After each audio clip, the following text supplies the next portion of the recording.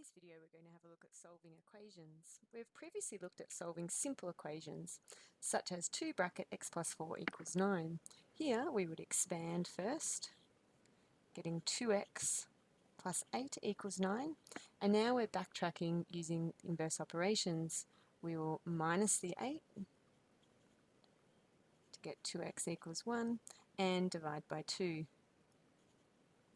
to get our final answer as x equals a half.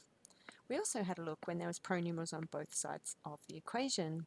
Here, to avoid working in negatives, I'm going to plus 5x, but you could have minus 3, minus 2x, or plus 11.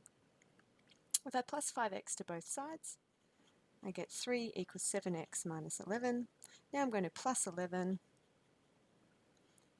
11 plus 3 is 14 equals 7x, and divide by 7, which our final answer will be x equals 2. These should be both revision. We can now use these methods to solve equations involving algebraic fractions. Here's our first example, x over 2 plus x over 5 equals 1.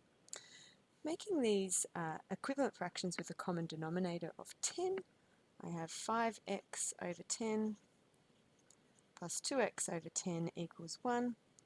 Adding now our fractions with a common denominator, we have 7x over 10 equals 1, and backtracking, multiply by 10 and divide by 7, and I'm going to leave my answer as a improper fraction. Alternatively, we could have done this equation a different way. I'm just going to rewrite it down here, x over 2 plus x over 5 equals 1.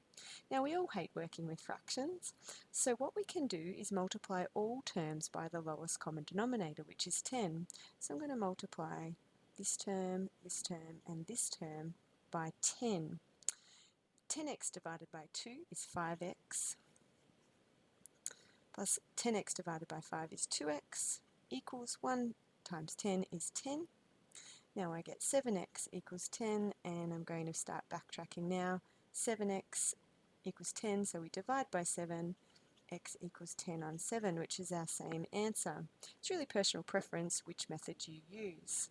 I'm going to use the first method on this equation. 5x over 8 minus x over 4 equals negative 6.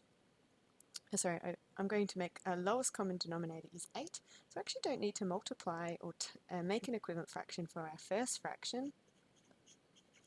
An equivalent fraction x over 4 will be 2x over 8. Now 5x over 8 minus 2x's over 8 is 3x's over 8. And this is where we start backtracking. We'll now multiply both sides of the equation by 8.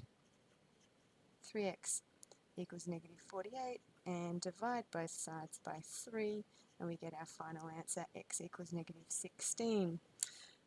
Alternatively, we could have multiplied everything by 2 and worked through that second method.